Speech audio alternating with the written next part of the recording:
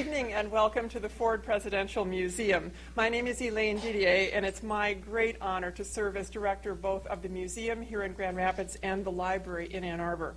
We are honored to have so many distinguished guests with us this evening, both in our audience and soon to be on stage. This evening's program is special in several ways. Not only is our speaker a trustee of the Ford Presidential Foundation, but he is also an alumnus of the Ford administration. Thus, when Secretary Rumsfeld wanted to draw on his experiences in the administration, where else would he send his research assistant but to the collections and the archival staff who know them best at the Ford Library in Ann Arbor? This new book is a timely illustration of the rich resources housed in our national system of presidential libraries, and also an example of the various ways that researchers, authors, and government leaders make use of them. As with most of our programs, tonight's presentation is made possible through the support of the Gerald Ford Presidential Foundation, and I'm very pleased that the Foundation's chairman, Steve Ford, and the executive director, Joe Calvaruso, and many of our trustees and special friends are with us here this evening.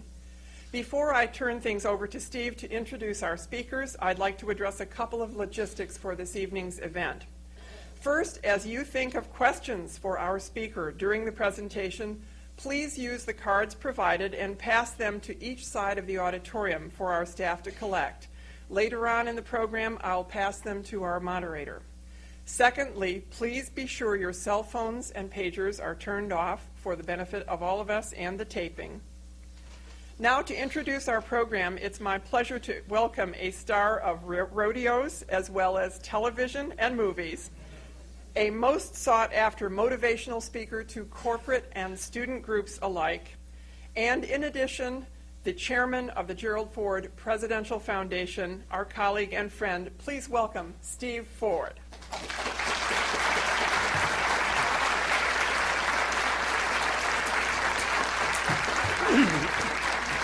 I'm not sure what I did to deserve that kind of kind words, Elaine. Thank you very much. I appreciate that. They let me come up here for 1 minute because I'm the chairman, and I bring great wishes from Mom and the family. We're so proud, the trustees that are here tonight, the Friends of Ford, the community. Mom is just excited that a great friend of the Ford family is here, Secretary Rumsfeld. And I'm going to tell you two quick anecdotes about Secretary Rumsfeld. When I was a kid in the White House, 18 years old, I used to go over the West Wing all the time. And there were two people in the administration that I would tell you were the nicest to all the children in the family. And the first one was General Brent Scowcroft, and the second one was Secretary Rumsfeld. And you could just, they always had a kind word for you. They stopped, they chatted, they wanted to find out what was going on in your life. And as an 18-year-old kid walking through the White House, you appreciated that. And I didn't really know Secretary Rumsfeld, got to know him a little later in life, but as an 18-year-old living in the White House, I very much appreciated that he took some time to focus on us kids. The other thing I want to say, about a month before Dad passed away, Thanksgiving. We just had a nice Thanksgiving. I was down with Dad in Palm Springs. And Secretary Rumsfeld and his wife, Joyce, made the effort to come over and see Dad on Thanksgiving about a month before he passed away. And it meant so much to Dad that they would take time from their family vacation and Thanksgiving to come over and see Dad. And he brought a hat that was the United States USS Gerald R. Ford, the aircraft carrier that's being named after Dad now. And I'll just never forget what a smile it put on my dad's face when I told him, I said, Dad, Secretary Rumsfeld's just coming in the front door. And I heard my dad yell, Rummy! And you just knew there were a lot of memories and true friendship there, not just a working relationship, but a true friendship. And the Ford family is just very grateful to the Rumsfelds. It's my job to introduce Richard Norton Smith. Many of you know him as an expert presidential historian. Used to be the director of this museum in the library. And I was talking backstage, and I think Richard said he somehow been the director of 5 or 6 presidential libraries or museums, and now works at George Mason University. You see him on TV all the time. It's my pleasure to introduce Richard Norton Smith.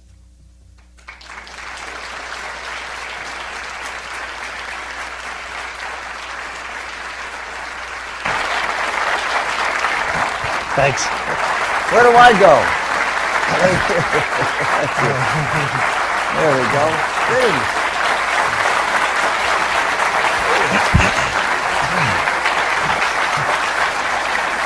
What a nice crowd. That's a good-looking group, isn't it?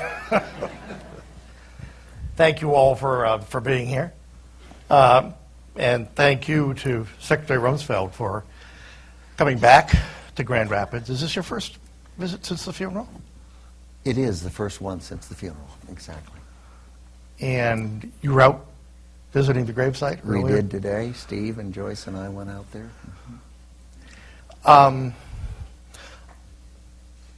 The Secretary has worn many titles and filled many jobs, and I won't say he now has the unlikeliest title to add, but certainly that of #1 best-selling author in the New York Times and the Wall Street Journal.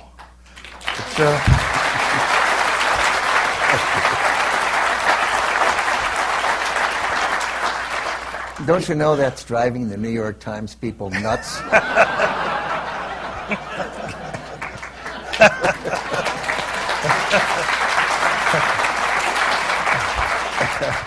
Especially since they have to add George W. Bush's name just a couple places below yours. It's a surprising book in a lot of ways. It is not your conventional Washington memoir, and one senses you set out to see to that. Did you have a role model? Well, I must say the one book that really struck me was Dean Acheson's book, Present at the Creation, as a combination between a personal memoir and a book of history that made you feel like you were there and having a sense of how the decisions were made and what the issues were and what it was like to be involved. But of course, this is not just a traditional book in the sense of a story told between 2 covers. There's an internet component as well. Which you haven't been to. Not yet. I think he's analog.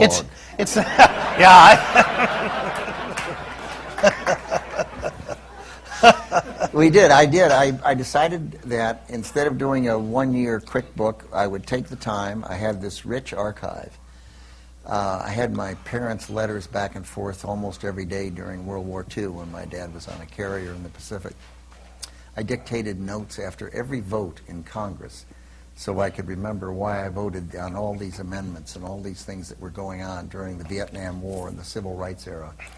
And then I'm told the last 6 years at the Pentagon I dictated something like 20,000 memos. Snowflakes, they called them. Blizzards. And during the Gerald Ford period, I dictated after every meeting so that my young assistant, Dick Cheney, could go do what had to be done. I'm old. I've lived 1/3 of American history at 78 years old. Isn't that amazing? It shows what a young country. Or what an old man. Maybe that's it. One of the early surprises in the book, at least to me, is the identity of the senior class banquet speaker at Princeton who helped inspire you to go into a life of public service. It was Adlai Stevenson. He was between his 2 losing races to Dwight Eisenhower. It was probably March or April of 1954. And the speech was absolutely brilliant and inspiring. I put it on the website along with, I think, something like 2,500 documents from over my lifetime so that people can read about something like that speech and then go to the website on rumsfeld.com and to the extent they're marginally digital, actually pull up the entire speech. Or in the case of if I quote a memorandum, a paragraph in a memo, you can go to the website and pull up the entire memo, which supports the book. You opened the book with Lebanon in 1983 in your service there at President Reagan's request. Why? It was a early brush with terrorism for me. The terrorists had blown up the barracks at the airport at Beirut, where we had 241 Marines, not quite, I think it was 236 Marines and 4 or 5 Navy corpsmen that worked with the Marines, obviously. And it had an impact on me and on George Shultz and on President Ronald Reagan. I was serving as Reagan's Middle East envoy during that period, and it just seemed to me an appropriate place to begin the book, rather than starting with, I was born in 1932 at a very early age. And when I got home, I found I had a 2-year-old sister. I thought that would not be the best way to get on the New York Times bestseller list. You have created an unusual portrait of an unusual man, Richard Nixon, who in some ways is almost more accessible in your description than in his own memoir. Tell us something about Nixon that people might find surprising. First, I do hope people will go to the website and pull up that Stevenson speech. If you have young people that might be interested in public service, it is really quite a speech. Richard Nixon. I met him when I was a young staff assistant working during the Eisenhower administration. After I got out of the Navy, I went there and worked as an assistant to a congressman, and then later to work with Bob Griffin on his staff for a short time. And I met Vice President Nixon. Later, he was running for president when I was a congressman, and in '68, and John Mitchell came to me and asked me if I would be in charge of Illinois for the Nixon campaign, and I said, no, I want to watch him run around the track for a while. He'd spent a lot of time getting ready to be president, but he hadn't really done a lot. He'd been a congressman for 15 minutes, a senator for 20 minutes, and vice president for 8 years, ran for governor in California and gotten beaten in. And I thought, gee, I want to see how he handles things. And he was terrific handling things, and I ended up being a supporter. Of course, he was a vice president and a senior person, and I was a young congressman in my 30s. Unlike Gerald Ford, who was a friend, the only president I worked for who was a colleague in the Congress and a person I was close to. He was a strategist. He was always thinking 3 or 4 places ahead. He brought into the government an enormous number of impressive people who went on contributing to our country's foreign policy and national security and economic and domestic activities for, 30, 40 years after President Nixon resigned. I have read the tapes and where they both put expletive deleted. I'm told that mostly those were relatively modest words, not terribly profane words. I didn't hear a lot of that. We weren't close. I was in his cabinet. I would be in meetings with him, generally with others in the room. He once described himself as, in his own words, an introvert in an extrovert's profession. Exactly. He was not a socially gracious. He was courteous. He was formal. He was thoughtful. But he was not socially easy with people. About every time he'd see Joyce, he'd say, "Gee, Don, I see you brought your daughter again." That may have been his idea of a compliment. It was. He meant it as a compliment, to be sure. No, he did indeed. But I mean, he had certain things that he did socially that were almost regimented.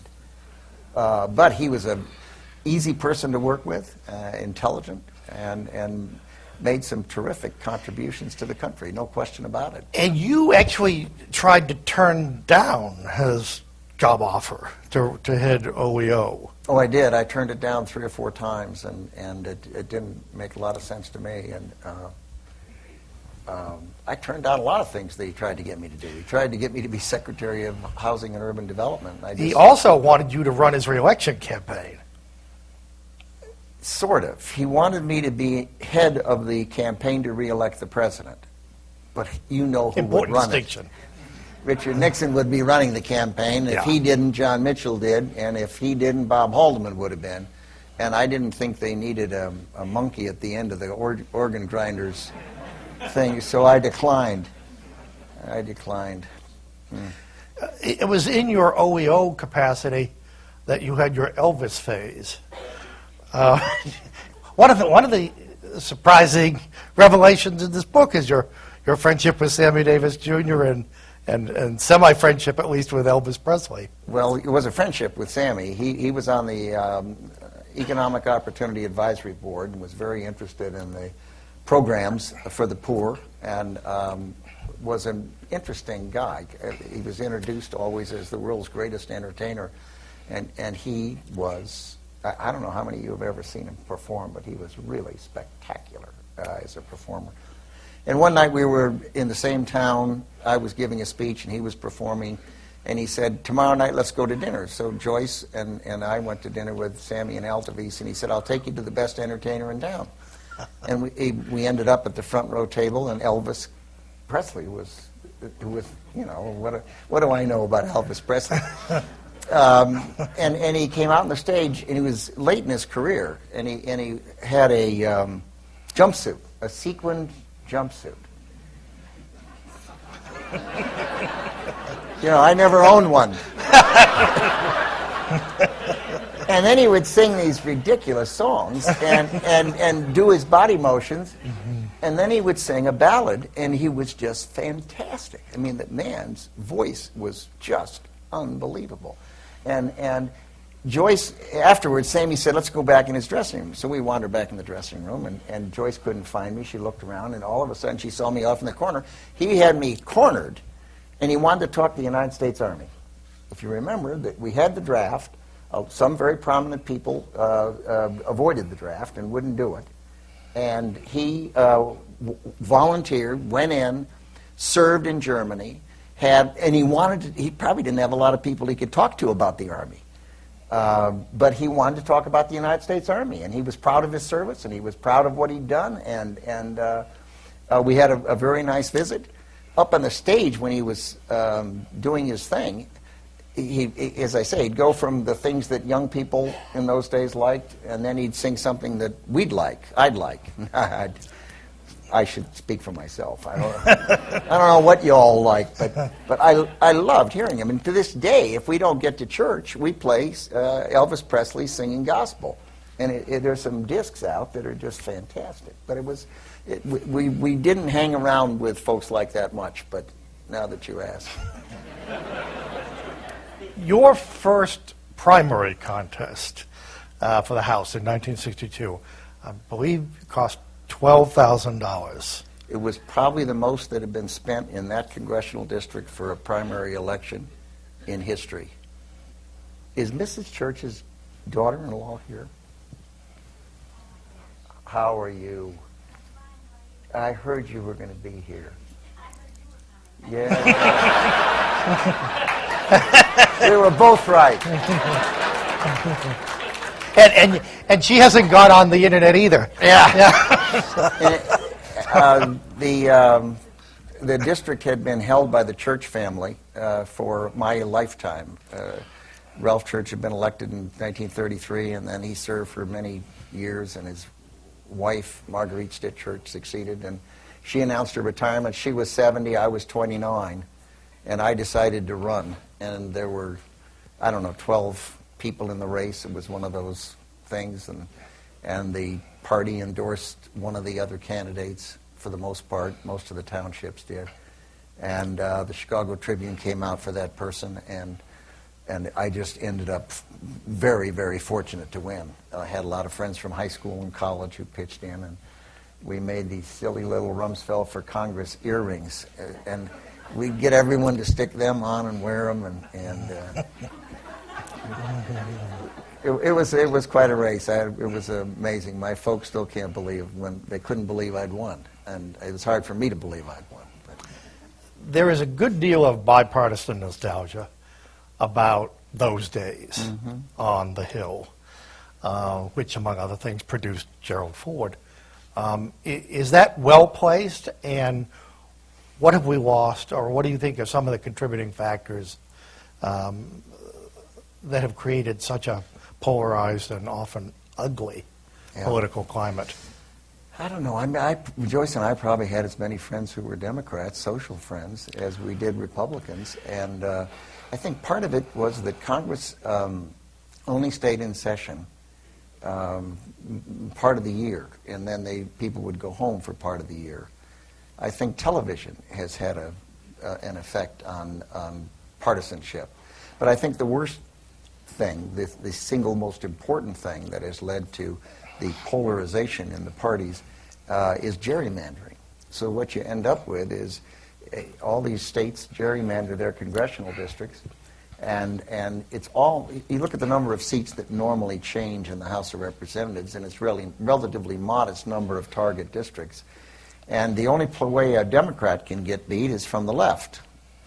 So he tends to tilt over to the left. And the only way a Republican can get beaten is in a primary, not in a general election if you have a gerrymandered district. So he leans over to the right, and you end up with this strange situation where the communications tend to break down, and it is not as pleasant a place to be in the Congress today, I wouldn't think, as it was during my time.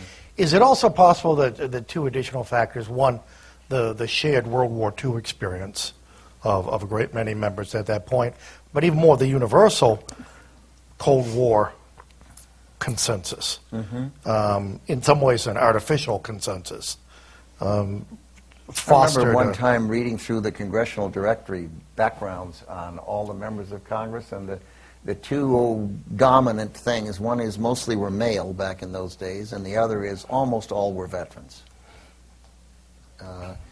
And that suggests that you're right, that may very well have been part of it. What impressed you about Gerald Ford in those days? He was liked by everybody in the House, both sides of the aisle. He was serious. He didn't spend a lot of time on the floor of the House. He was a very active committee member on the Appropriations Committee.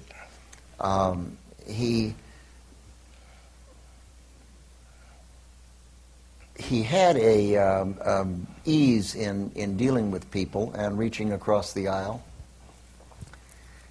And when you looked at the membership of the House, you look for people who could provide leadership. And what we had was Charles Halleck from Indiana, who was a nice man and a tough fighter, and Les Ahrens, who was from Illinois, who both of them had been elected in the early 30s, I believe, and a man named Charlie Hooven from Iowa, all kind of Midwest, and they had gotten comfortable being in the minority. And my view was, why in the world would you want to be in the Congress and be in the minority? And just, you know, let everyone else decide things, and you don't have really a voice. You can vote what you believe, but it doesn't matter much. And I just felt, if I'm going to serve in Congress and spend my life doing some of that, I darn well want to be in the majority party, and I want to have a competition of ideas, and I wanted to engage and not just sit there accepting the way it was. And I was uncomfortable the way it was. So a group of us got together, and Bob Griffin got me going first on Jerry Ford, and we ran him against Charlie Hooven in 1962. I wasn't even sworn in yet. and I was a bomb thrower. And I was out getting the freshman congressman to go for this man, Jerry Ford, who I didn't know well, but I'd worked in the Hill for 3 years, so I knew who he was, and I watched him operate, and I knew what the other fellow was like, and he was a nice man, but he was comfortable being in a permanent minority position. So we got him elected conference chairman, and then 2 years later, when we only had 140 members left, we decided Jerry Ford was the only guy in the party who could beat Charlie Halleck and put some energy and some life into the Republican Party and to engage in the issues, the important public issues of the day. And sure enough, we won by 2 or 3 votes. Raises a question. Are generational factors larger factors than perhaps they're credited with? I mean, on the surface, people think ideology is a governing factor in politics, and certainly the way they look at the way Congress works today. But I'm wondering whether generational factors, in a longer sense, are not at least as important. I mean, the idea that you and the Young Turks completely. You can't disconnect him completely. Okay. I don't think. Yeah. I think. But I mean, Jerry Ford wasn't young when we ran him against Halleck, and he'd been in the Congress for I don't know how many terms.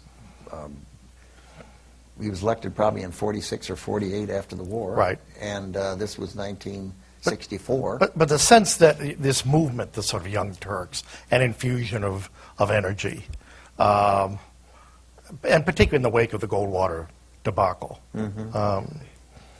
it does not seem to have been an ideologically driven struggle. No. I mean, Halleck and Ford's political philosophy at that time were probably not that far apart. You're quite right. On the other hand, Jerry Ford had some energy, and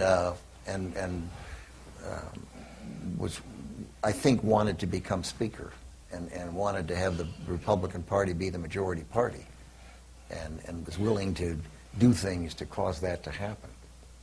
So, when he becomes president, one of the very first things he does is, I guess even before, ask you to come back.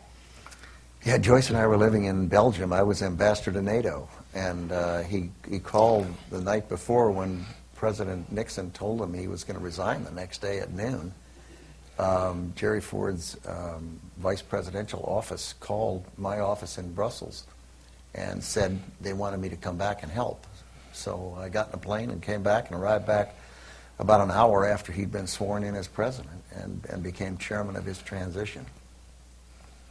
The most unusual transition. Well, I was going to say, no transition in the conventional sense. Exactly. He couldn't even publicly acknowledge that it might happen.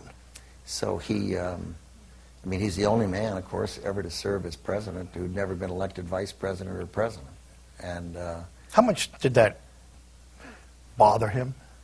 Well, it made it hard. I mean, most people, when they run for president, have aspired to it for a long time. They developed a platform. They developed a cadre of people who worked on policy issues with them. They'd developed a campaign team, and they'd run probably once or twice, maybe thrice. You're the historian. Well, but they're often... but they're often defined by their ambition as well. Remember, David Broder famously said, Gerald Ford was the least neurotic president of my lifetime. And it's no accident. He's the only one who didn't spend his life aspiring to the office. That's true. And he had been a legislator, not an executive. And that is, suddenly he was an executive. And he was an executive at the worst possible moment. Tell me about the different skill sets that a legislator on the Hill requires versus a president.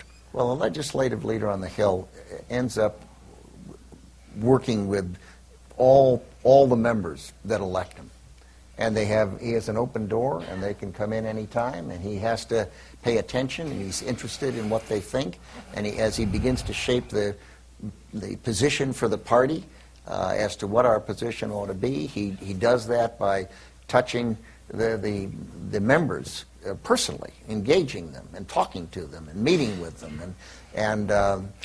So first of all, communications is defined differently on the Hill Absolutely. than from the executive branch. And a legislator, obviously, an executive, obviously, is a totally different thing. The person's got to make decisions. He's got to recruit people. He's got to give guidance to the people. He's got to recalibrate them if they get off track. And all the easy decisions get made down below, and only the tough stuff gets up to him. He has to make decisions with a lot less than total information, and often with imperfect information. And so time management is critical. People selection is critical. And he came into office. The economy was worse than it has been, worse than today, I think, by most standards. The Vietnam War was in the tank and about to end. The reservoir of trust in the country had been drained down to the absolute bottom. And we had our first president ever in history to resign.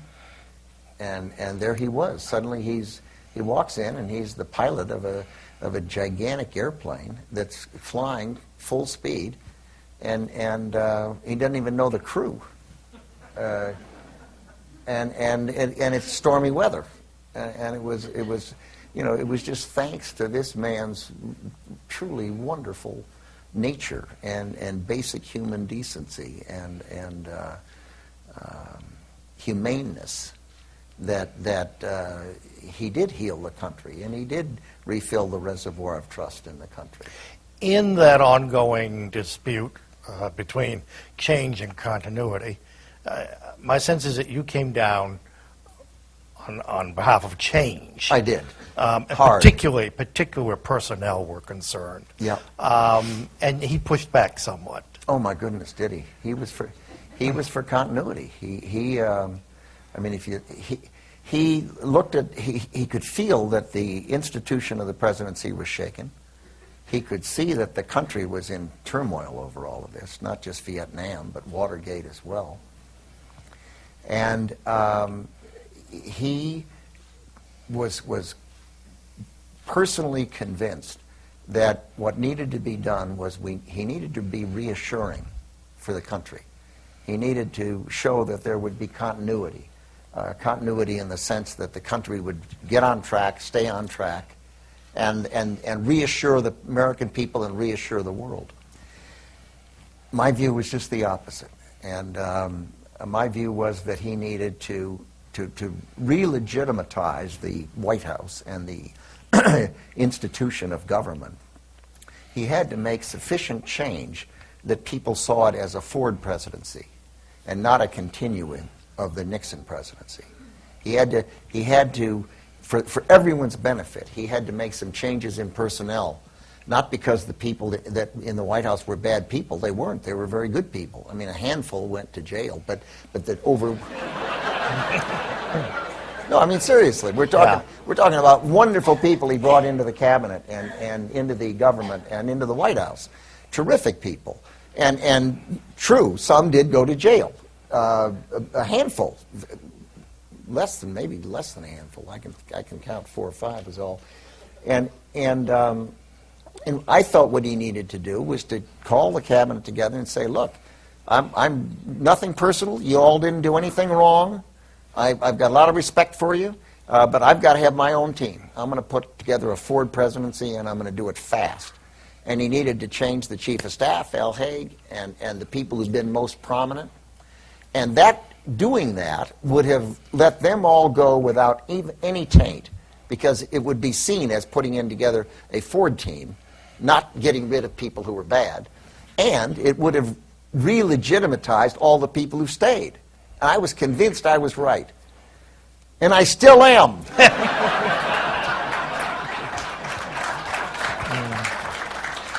And we went back and forth, and he said, Rummy, I hear you, I'm not going to do it. He said, I'm not going to do anything that would make these people feel badly. They're good people, and it's only based on performance that I'm going to get rid of anybody. And I said, that's the worst reason in the world, because then you've tarnished them. You should get rid of people because you want the Ford team put together.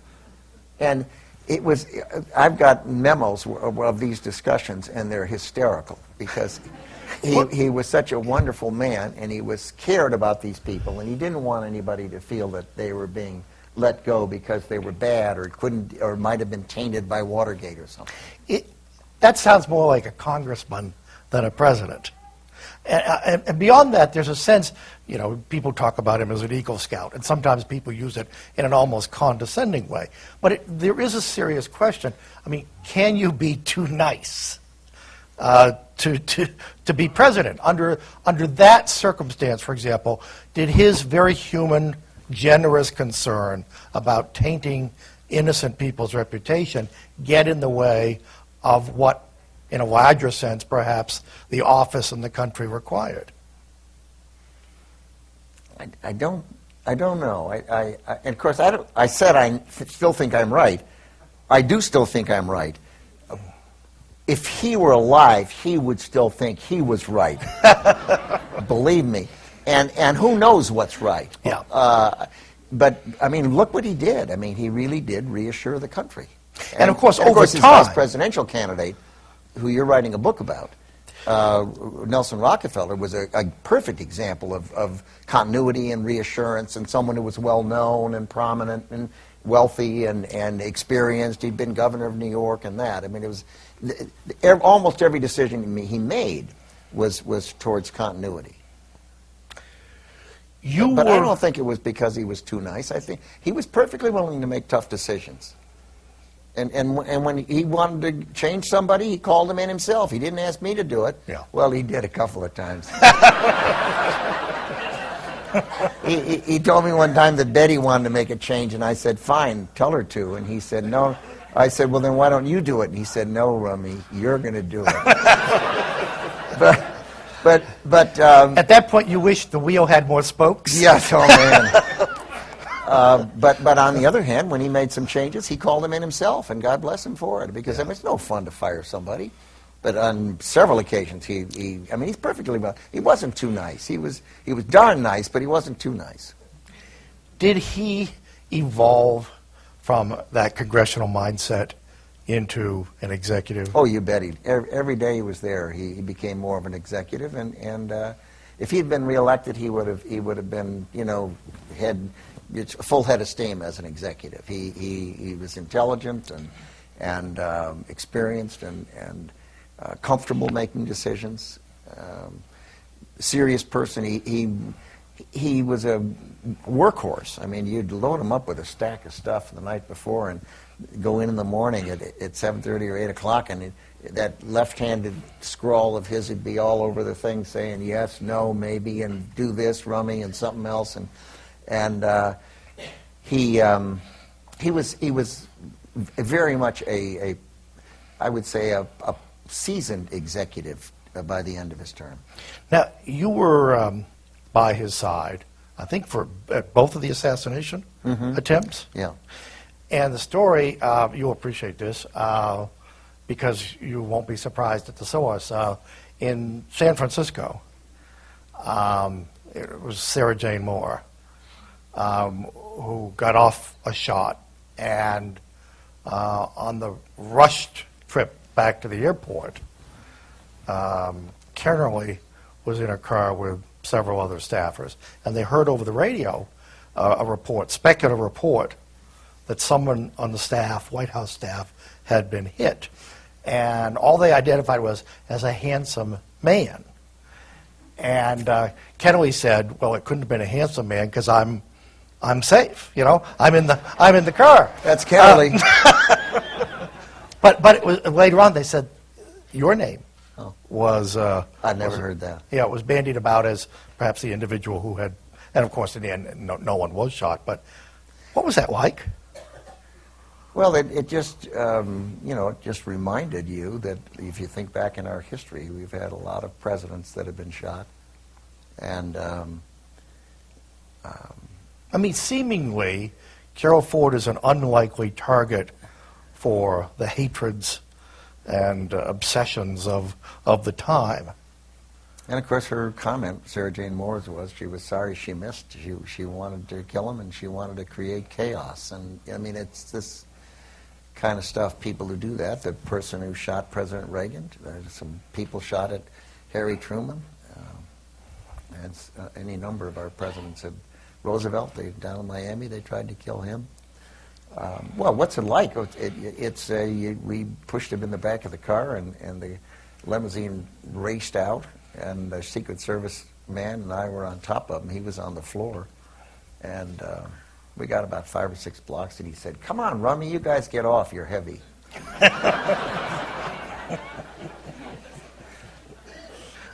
Tell me, continuity. One of the things it seems that doesn't change in Washington.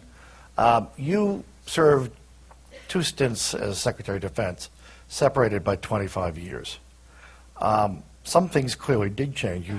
You've written about the explosion of lawyers, for example. 10,000 lawyers in the Pentagon. Seriously, there are 10,000 lawyers in the Pentagon. And something called lawfare. What is lawfare? Lawfare is just warfare by using the law, using our system of laws for people to oppose us by going into the courts and harassing and using free lawyers, pro bono lawyers, and all these non-governmental organizations that raise money and then pay for people to sue people. And you know, I got out of the Pentagon the first time. I had all kinds of lawsuits. Every cabinet officer ended up with a lot of lawsuits, and I've got a lot of lawsuits now. And they you know, it'll be somebody versus Rumsfeld, and then 29 other people down to some corporal who was in this chain of people who were involved with some action. I remember one of them was. I think it was a Marine camp out in California, and the MPs went in and broke up a card game and concluded it was a Ku Klux Klan meeting. Sent the skipper of the base, sent the 4 or 5 people playing cards, one to Guam and one to Alaska and one to somewhere else, and just split them up. They went to the ACLU and they got a lawyer and they sued everyone up the chain of command, from the MP up to the Commandant of the Marine Corps to me. And this lawsuit went on after, you know, I left the Pentagon in '77, and it went on for years afterwards because of infringing their rights, because it wasn't a KKK thing, probably. But I mean, it's that kind of stuff. It's just harassment. And all over the world today, this lawfare is being used. And military personnel, and I see we've got some here. Thanks for being here, and thanks for your service to the country.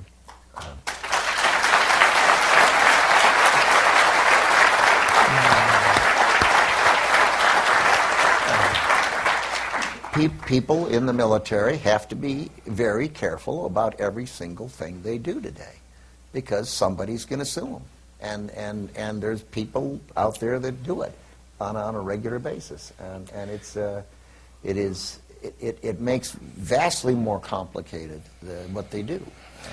The Department of Defense budget document was 16 pages in 1977 and 534 when you went back. Defense Authorization Bill by Congress, right? Okay. And how much was it this last time? 534 up pages. from 16 or 17 pages. It's Congress. I used to serve on a congressional staff, so I've got nothing against congressional staffs. However, they have ballooned. There are many multiples of what they were when I worked there in the 50s and 60s. And the result is that the micromanagement by the Congress and the regulations that are imposed on the executive branch, you know, you remember Gulliver's Travels?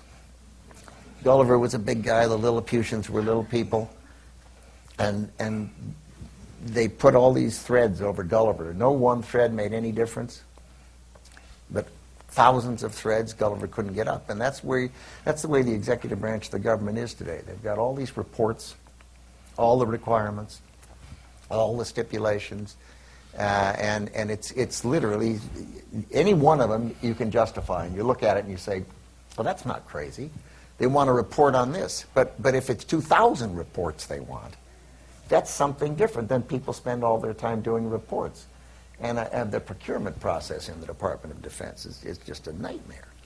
One change, I suspect on your first day as Secretary of Defense during the Ford administration, you were not required to give a drug test. Was that funny? I walked in, I'm the Secretary of Defense, and it's January, whatever, 20th, I guess, 2001, and the person outside the door says, there's someone here that needs to see you, and in comes a person, civilian clothes, and he said, I'm here to do your drug test. I said, you got to be kidding. So he hands me a bottle. And I walk to the bathroom, and he says, leave the door open. And I did what I had to do, and I gave him the bottle, and he said, I can't wait to tell my girlfriend I just did the Secretary of Defense's drug test. There we are. What a world. One thing I learned from your book was that we've been spending $225 million a year in Iceland as part of the extended American defense perimeter. Yeah. President Bush had given a speech at the Citadel and said he wanted to move the Department of Defense into the 21st century. And that was what he asked me to do when I came in. And it was to put a process in place where we would be transforming the department to fit the information age and the 21st century. And I looked at where our forces were positioned, and they were basically left over from the Cold War and World War II and Korean War. And, you know, sounds silly, it's so little, but we had put apparently a number of American military aircraft in Iceland when the Soviet Union existed and when the Soviet bombers would come over, and these aircraft in Iceland were there to track that, which made sense. But the problem was it was 2002 and the Soviet Union didn't exist anymore, and we still were spending $226 million a year to support the military forces in Iceland. It was mindless. It took me 3 or 4 years to get it changed. The resistance from Iceland, the resistance from the State Department, the resistance everywhere to change. Change is hard for people. It is so hard. You get comfortable, you get used to what is, and they don't want to change. But, you know, we ended up making a lot of changes in the Pentagon. We got our forces repositioned around the world. We still had forces in the Sinai that were monitoring the Middle East war. But we got our forces repositioned to be in countries basically where they were wanted and where we could use them on behalf of the interests of the American people, and where we didn't have to get permission of the parliaments or the governments. We increased the number of unmanned aerial vehicles, which of course there was enormous resistance to that because the Air Force and pilots, I was a Navy pilot, we like to fly airplanes, and unmanned aircraft means there's no pilot in it. And that meant some money from piloted aircraft to unmanned aircraft had to move that direction. Well, we wouldn't be able to be doing today what we're doing if we hadn't dramatically increased the UAVs. We moved from the divisions in the Army. Divisions are important historically. They had flags, they had history books, they had songs, they had histories that were an important part of our country. But if we hadn't moved from the divisions down to the brigade combat teams, we wouldn't be able to be doing what we're doing today. It just wouldn't have happened. I canceled the Crusader artillery piece. I can't think of a worse name for in this environment we're in than that. And oh my goodness gracious, the reaction to canceling that weapon system was unbelievable. The Congress, the defense contractors, the bureaucracy just went nuts. We put in place a national security personnel system. We found what was going on there. If you want something done in the Pentagon, you would go to a military person, or you'd go to a contractor. And the reason, we had 600,000 civilian employees, but you couldn't go to them because they were tough to manage. You couldn't hire people rapidly. You couldn't get rid of a person. You couldn't move them around. We had to operate with, I think there was something like 13, 14 different personnel systems. Some people had to manage 3 or 4 in the same unit, personnel systems. So a sensible person, if he's got a job, what do? You go to a military person because you can bring him in and then you can send him away. Makes all the sense in the world. He can do the job and you get it done. Or you go to a contractor. Make a contract, bring him in, have him do the job, get rid of him. You can't do that. You can't move civilians around. So we put in a system where we could do that, where we had, can you imagine a horrible thing like this? We put in a system of pay for performance. Eureka. Well, since I left, it's just about the unions have so much influence in the Congress today and in the White House that it's pretty well been gutted, and that's one piece that's pretty well gone. And the other thing we did was we dramatically increased the number of special forces. And if you think of the kind of problems our country's facing, we have, because of our capabilities with armies, navies, and air forces, we have an enormous deterrent effect, and it dissuades other countries from engaging us conventionally with armies, navies, and air forces. And that means that special forces have a particular role. So we've dramatically increased those capabilities, their equipment, and their authorities, and that is important in the kinds of asymmetric problems our country faces. You mentioned the information age, and repeatedly in the book you return to the challenges, which you're frank to say were not always met, of fighting a war, an unusual war to begin with, in this new 24/7 news cycle. Now that's certainly something that had changed from your first time at the Pentagon. Did it make the job harder? Oh my goodness. The difference in we're fighting the first wars of the 21st century, and it's a totally different environment. I mean, who ever heard of tweeting, or Facebooks, and Sony video cams, and emails, and computers, and all these things all the digital things. And, a lie races around the world 3 times while truth is still getting its boots on. And that wasn't original. I think it was Mark Twain who said that, or maybe it was Samuel Clemens. But the problem is, someone runs out and says that Newsweek prints an article that says a Koran was flushed down a toilet at Guantanamo.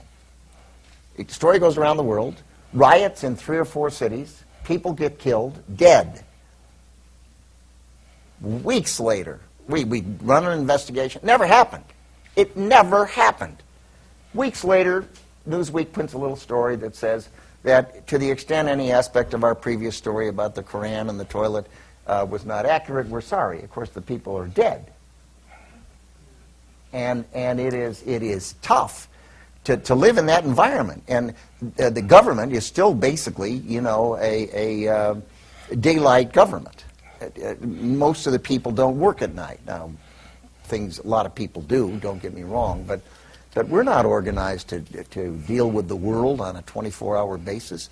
We're scared to death to engage in a competition of ideas. We were comfortable doing it against communism in the Cold War. We went through successive administrations of both political parties, engaged, and we won. We're engaged in not a World War II or a Korea or a World War I type situation where there's a finite beginning and a finite ending. We're engaged today in something much more like the Cold War, where it's a competition of ideas, and yet we don't know how to do it well. We're uncomfortable talking about it, and their government isn't organized and trained to do it. And to the extent someone does it, I mean, just look what's going on right now. I mean, the truth of the matter is there are hundreds of millions of Muslims in the world, and there are a small number that are radical Islamists. And the fear is if you talk about the radical Islamists, the people who are training people in the madrasas to go out and kill innocent men, women, and children, you run the risk of being accused of being against a religion. And so people are careful about it, and they step back, and they don't want to engage. And we were sensitive in the Bush administration. This administration has taken it to an extreme. They don't even want to use those words. And they have hearings and won't do it. And now I've just heard on television yesterday or today that this Congressman King from New York wants to hold a hearing on the subject, and people are accusing him of being against that religion. And before he ever has his first hearing, he's being tarnished and painted with the broad brush of being anti-Muslim, which of course he isn't. And so we aren't comfortable yet figuring out how to live in this environment. Before we get to questions here, I have to ask you, I found it fascinating because you write with a great deal of candor about some things that might have been done better. And for example, in the immediate aftermath of 9/11, the government might in fact have asked some sacrifice from the American people.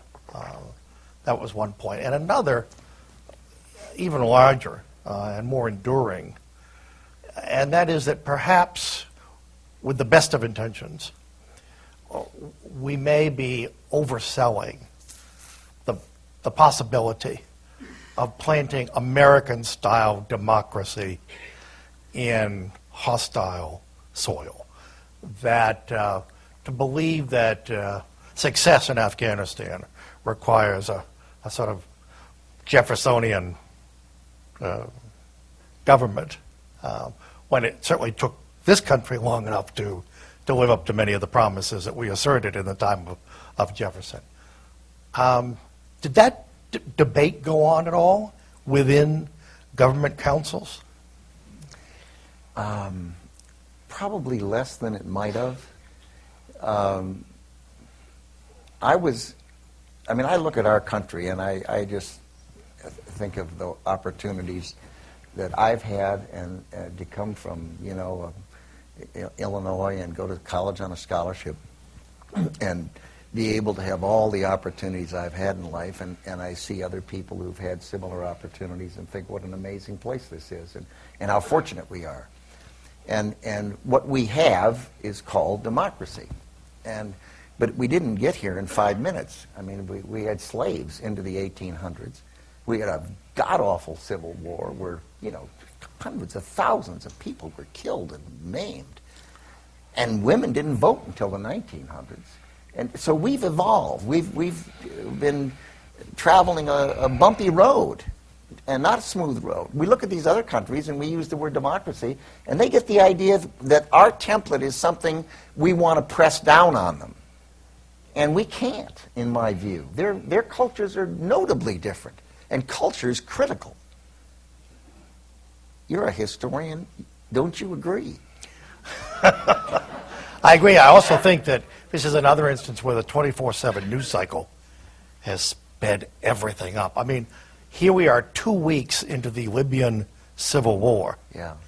And reporters are already impatient for an outcome, a clear-cut victory parade. Yeah. Well, but I do in the book. I talk about this problem, and I've got a respect for the reality that we didn't get from where we started to where we are today in 5 minutes. It was tough. It was brutal in some instances. And we made mistakes, and it was a bumpy road. And what we've got today is so precious. I mean, it's not an accident. People are lined up in embassies, our embassies, all across the world, trying to get visas to come here. That tells us something. Now, we want that for others. I would love it if other people had the kinds of opportunities that we have ourselves. And the way you get that is with freer political systems and freer economic systems, no question. Those are the countries where people have opportunities. And so that's your hope, and you aspire to that. But you look at, you get a popular revolution like you had in Lebanon, the Cedar Revolution, and who's in charge? Hezbollah, a terrorist organization. Vicious, well-organized, disciplined, and they shoved aside the people who were Democrats who were looking for freedom. Iran, the same thing. You had a popular revolution, and you end up with a handful of ayatollahs controlling that country and imposing their will on those people. And it's fun for us to look at what's going on in North Africa right now and say, gee, those people are rising up, and wouldn't that be encouraging? And in the case of, Iran or Syria or Libya, it would be it's hard to see how it could be worse, but it could be. In other words, you could end up with a radical Islamist, and the Muslim Brotherhood, for example, in Egypt, is older, more disciplined, more organized, and vicious. And the other people are probably not as well organized in Egypt. So we did have this discussion inside, and I kind of tilted to the word freedom myself, because I think it is the free economic and the free political systems that create the opportunities. The State Department versus the Defense Department. That seems to be a constant. I mean, it was certainly the case during your first tour of duty, and in some ways it seemed even more so second time around. Is it unavoidable? Is it even a creative tension at times? It can be creative, sure. I mean, you look at it is a pattern. I mean, George Shultz and Cap Weinberger had issues. Henry Kissinger and Jim Schlesinger did, and Henry Kissinger and Bill Rogers did, and Brzezinski and Cy Vance did in Carter's administration. So why is that? It's not because these are bad people. These are good people, and they're intelligent, and they're professional. But there's nothing wrong with having differences of view and having those things, discussed and debated and considered, and then a president making a decision. It's not unhealthy. The problem can be if it causes delay, and then if the debate ends up taking place out in the press, which that has the effect of reducing a president's options, and that's not good in my view. And clearly in the book one gets a sense that you believed that the occupation in Iraq was lasting too long and had insufficient Iraqi leadership. That it was very much an American face, and that was a danger. I did. I felt that could contribute to the insurgency. To the extent we had more of an Afghan face in Afghanistan than an Iraqi face in Iraq, and less of a coalition or U.S. occupation impression, that it would position insurgents more as having to be against the legitimate constitutional government of Afghanistan or the constitutionally approved government of Iraq, which is a harder thing for an insurgency. It would seem on the surface almost like a role reversal. On the surface, one would expect the military overseers to be more worried about relinquishing control, and the diplomats more eager to do so. But it seems to have been the reverse. I hadn't in thought this of it that way, situation. but that's interesting. There's often a misimpression. In other words, it's quite often that the State Department is more willing or eager. If you go back to Madeleine Albright, she was much more willing to use force than the Secretary of Defense in that administration. Yeah. George Shultz, relative to Cap Weinberger, much more willing to use force than... So the people in the Defense Department are very sensitive about using force because they're the ones that have to do it, and they know what the inevitably human lives are at stake, and each life is precious, and one is naturally reluctant to do that. Some questions from the audience. Could you discuss the mood in the White House during the fall of Saigon? Oh, it was just heartbreaking to see our troops having to be pulled out by helicopter, and to see those Vietnamese people who had been supporting us and helping us, knowing what their fate would be if they were left outside the embassy and the neighboring buildings, trying to get access and get in so that they can be extracted out. was for anybody who'd been around, as so many of us had been during that period in the Congress and then in the executive branch. It was heartbreaking. Was there any anger toward the Congress? Jerry Ford was angry. He was convinced that if he could get them to give him some additional money, he could have conceivably given enough military assistance to the South Vietnamese military forces that they might have been able to not collapse. You know, I think the other thing, if you go back to the leadership, the Vietnamese leadership was weak. Yeah. And the United States government contributed to that back in that period by going against the existing government. And I look at the criticisms of Karzai today and say to myself, my goodness. And someone says, well, there's corruption in Afghanistan. Oh, my goodness, there's gambling in the casino. There's look at the corruption in our Congress. Look at the corruption in every country on the world. Yeah. I mean, I was a businessman for 20 years, and we used to break our necks trying to avoid people. I'd make them sign a thing saying they didn't give anyone any money for this, they didn't give anything. And there's corruption all across the globe. But here's this man. He led one of the militias in the South. He was selected by his people as an interim leader. He was put in there and fashioned a constitution. People did. They elected people to do it. They voted on the Constitution. They elected a parliament. They elected him under the Constitution. And is he perfect? No. Is he personally corrupt? I'm almost convinced he's not. Maybe someone in his family is, but I don't think he is. And so what have we had? We've had a stream of 3 or 4 different administration people beating him up, savaging him, talking against him, and weakening him. When he's our horse. He's the guy there. And we need him to succeed. We want to get our military out of there. We don't want to put more military into Afghanistan. And the idea that you could turn Afghanistan into a modern American democracy, my goodness, the place occupied by the Soviet Union for a decade, it had drought, it had civil war for year after year after year. It's a landlocked country with nasty neighbors. My goodness. It isn't going to be perfect. That raises a large question. We're all familiar with the term American exceptionalism.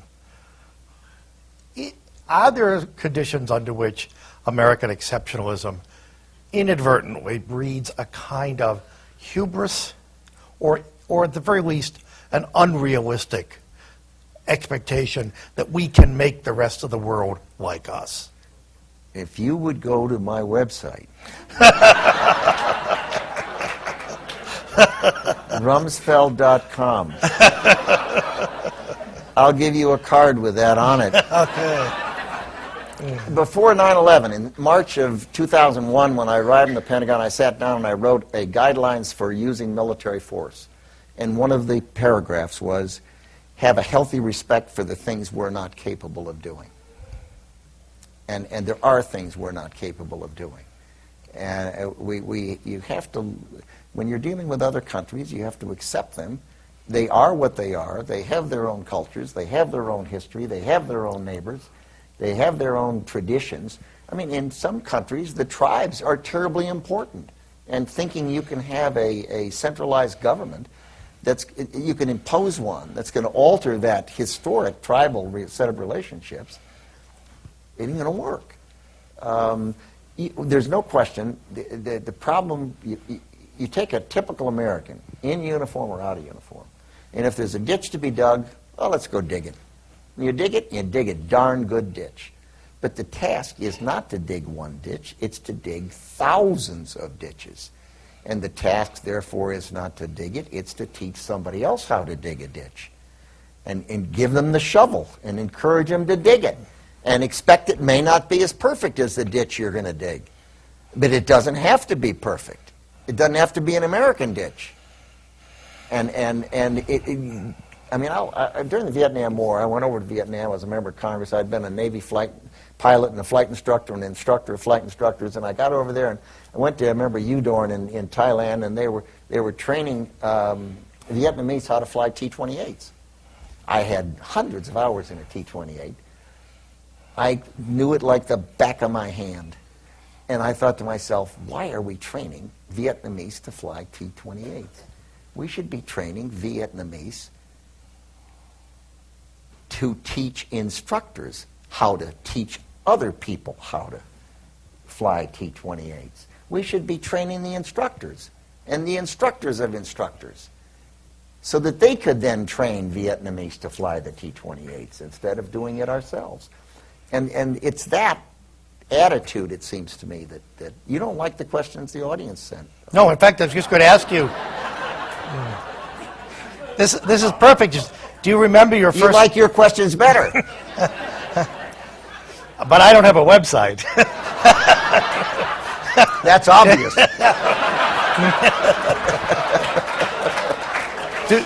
Do you remember your first carrier landing? Oh, my goodness. It was... I didn't know it at the time, but I landed... My first carrier qualification landings were on the USS Monterey. And years later, when I found out that that is the ship that Gerald Ford had served on, I had landed on it 10 years after he had left it. I landed on it in 1955, and he had left it in 1945.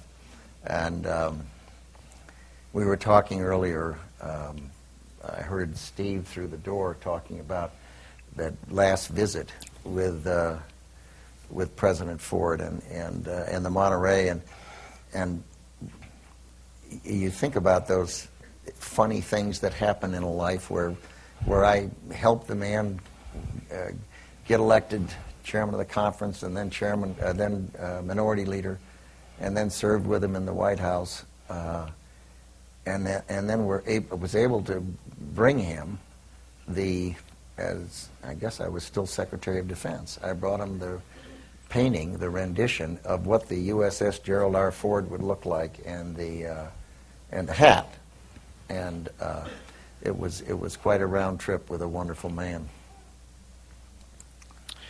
Should the U.S. reinstate the draft during times of war? Not just no, but don't even think about it. Don't even think about it. You know, I've got friends, and I remember one of my friends, Ned Janata, was with Milton Friedman one day. Ned was chairman of the University of Chicago board of trustees. And he said to Milton, you know, I served in the Navy, I was a pilot, I loved it, and it's a shame more people don't serve. And Milton, who had been the one who talked me into introducing the legislation to end the draft and create the all-volunteer military back in the 1960s, turned on him and said, well, isn't that a wonderful thing? It was great for you, Mr. Janata. You had a wonderful time. Well, anyone can have a wonderful time. All they have to do is volunteer and go serve. And Ned thought about it and thought about it. But I must say, you go back to the Vietnam era when we had a draft and look at the mood in the country with the military. It was not pleasant. You look at the respect people today have for the military. They know everyone there is a volunteer, that they decided they wanted to do that, and God bless them for it. The advantages are many. First of all, we're paying the people who serve a competitive wage, which we ought to. We were paying them back when we had the draft. We were using it as a crutch for paying people 50, 60% of what the civilian manpower market was. Second, it was discriminatory. We said to most people, you have to be drafted, but if you're a teacher, you don't have to be. And if you're a student, you don't have to be. And if you're married, you don't have to be. And so forth. So we put categories over there and said, those people don't have to serve, but these people do. And by the way, we're going to pay you 50 or 60% of the civilian manpower market. Today we've got people serving in the military who get very, very good at it. And it is a great career for people who are so inclined. And the people who understand it and know it are proud of what they do. They're proud of their service. And one day I was in the cabinet room with President George W. Bush, and I said, Mr. President, watch this. And I had the chairman, I had all the chiefs and the combatant commanders, and I said, everyone in the room who's got some family member serving in the military, raise your hand. And almost every hand went up. I said, everyone who's got two family members, put up another hand. you wouldn't believe. Now, why is that? It's because those people who have succeeded in those roles have families that understand that that's a useful thing for our society, an important thing for our society. And I understand the idea that having more people who have served, who understand that aspect of our society, the military, and how important it is that we be vigilant and that we do have strength, because that is how you have peace, is through strength, as Dwight Eisenhower said. And it would be nice if more people understood that personally and directly. But the idea of going back to a system that was what we had with the results that it produced, I think would be just a terrible, terrible, terrible mistake. How do you think allowing gays to serve openly will affect the military? Well, I don't know. Of course, we've had a lot of gays serving in the military over the years, not openly, and they've performed fine. Well, I should say, or they wouldn't be there. I've had, of course, gays working for me in business companies, and it hasn't mattered. I do think that it is a change, and change is hard, and I doubt that it'll make a big difference. Let me rephrase it. I think it'll make the biggest difference for the ground forces, for the Marines and the Army, and I think it's terribly important that we do it at a careful pace. It's the law. It's going to happen. It's an idea as time has come. That we listen carefully to the ground force commanders, because the importance of unit cohesion ought not to be taken lightly. It is very important, and they are the ones who are going to know how to manage that, how to handle it, and what to watch for and be careful of. And I've never been a ground force commander, but I have a lot of respect for the ones we have, and I think they're the ones that are going to have to be engaged and managing it and pacing it. If you could meet anybody in history, who would it be and why? Abraham Lincoln. He was a wrestler. And he didn't have a website. And he did okay. Let me ask you, does Dwight Eisenhower's admonition about a military-industrial complex still have relevance? About his admonition about what? About a military-industrial complex to be on guard against. Is that...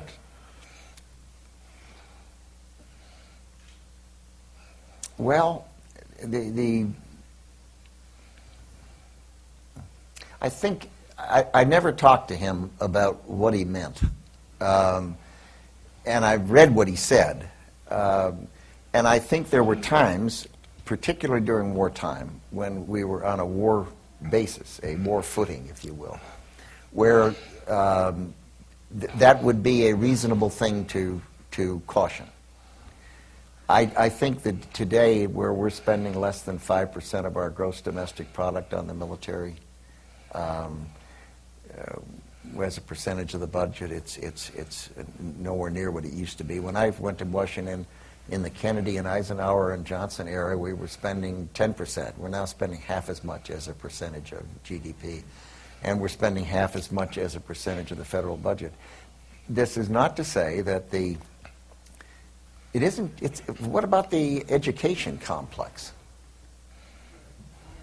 I mean, there are other industrial, or not industrial, that's the wrong word, but societal complexes that have a whale of a lot of power. And you always want to be sensitive to that. But, I mean, the Iron Triangle, that is to say, the permanent bureaucracy in the Pentagon, the permanent bureaucracy in the Congress, because they're there for decades, and the defense contractors, they get together and they figure stuff out, and then the president gets elected every 4 years. He brings in a few people. When I was Secretary of Defense this last time, we had 48 presidential appointee Senate-confirmed positions, and I functioned for 6 years with 25% of the vacant. So your grip I mean, if I could go lift, if a piano were here, I could lift up the piano, one end of it. And then you say, well, lift it up with one hand.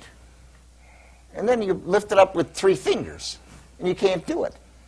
And the permanent bureaucracy is tough. And it tends to keep things the way they are, and that's not healthy in a world that's changing and moving and having websites and stuff.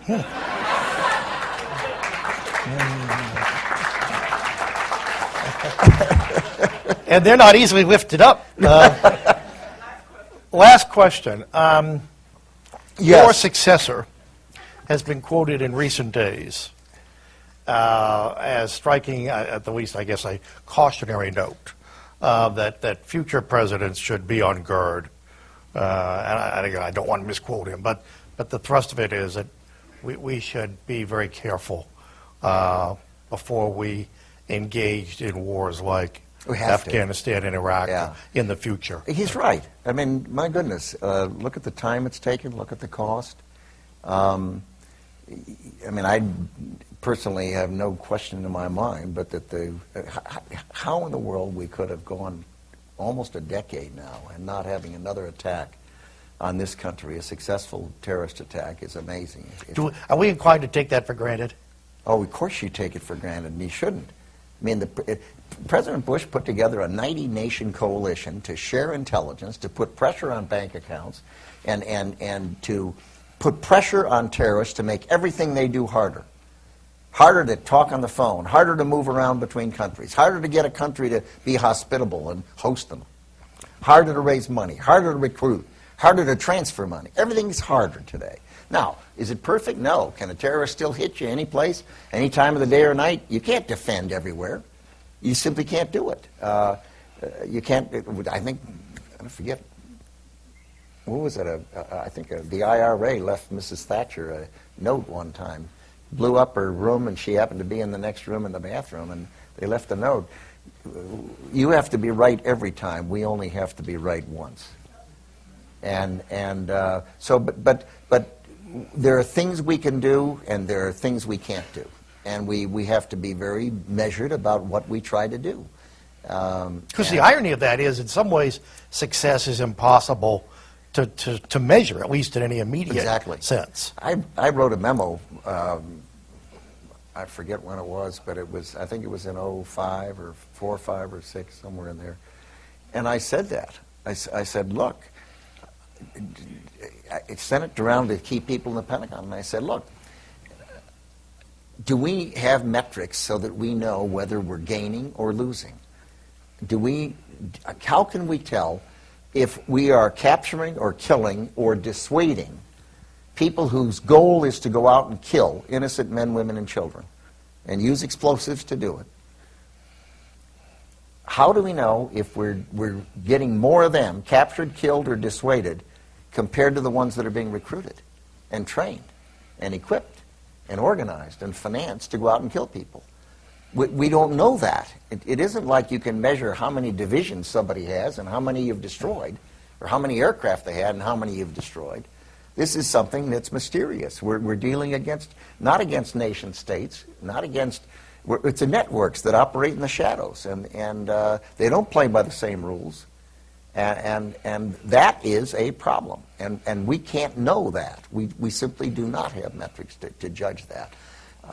And there is only so much we can do. And you know, you read about somebody, I read the newspaper today, I don't know how many times you pick up the newspaper and you read about the international community. Come on, there's no international community. It just doesn't exist. The United Nations, is it solving problems in Libya or someplace else? No, it's not. Is NATO able to do all of that? No. Does the OAS or any of these other organizations? What community exists is organized around a problem. And it is the mission determines the coalition, the community, if you will, that will address that particular problem. The community can't decide, the coalition doesn't determine the mission determines the coalition. Who are the ones willing to do that? And they're just a great, how many countries are there now? Quick. Over 200. Over 200. Last number I saw was 209. But you know, how many who do we want leading? The Sudan? Somalia? This is a world with a lot of problems. And think of piracy. I mean, that is a manageable problem, but it's not manageable by any one country. It's going to take a collection of countries. And it's not going to take 209 countries, and it's going to take the countries that care about that problem, that want to keep that area open. So, you know, oil can move through there, and the world can function. So I think Secretary Gates is right, that we have to be very careful and measured in what we do. And I want you to know that he has done this whole thing with only one piece of paper inside that black folder. I wondered where all that stuff was coming from, and I peeked over, and all he's got is one paper with about 6 little lines on it. And I didn't take it off the web either. Will you join me in thanking Secretary Rumsfeld?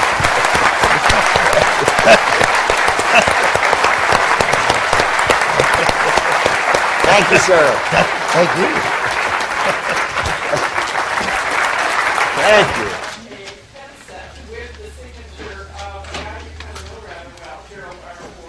The left-handed. Oh, isn't that nice? Thank you. Thank you so much. Thank you. Thank you. As they go off stage, let me give you logistics for the book signing because it's a little bit different. So let's have another round for our Oh, Thank you. Thank you. I think we'll head off stage. Do you want us to go out? Tonight's logistics are a little bit different than normal due to the size of our audience. And what we'd like to ask you to do is to exit the auditorium through the doors that are open, the left side doors. We have stanchions and roping to guide you out into the lobby, and then we're going to route you back in here along the back wall, down the side wall, up the stairs. We're going to move this over. Secretary Rumsfeld will be signing at the podium, and then we'll route you off the side along the windows. If anyone is in a wheelchair, we will bring you down this side. Our staff will escort you. So we hope if you don't have your book already, please go get one. So if you'd exit through the left-hand doors, thank you.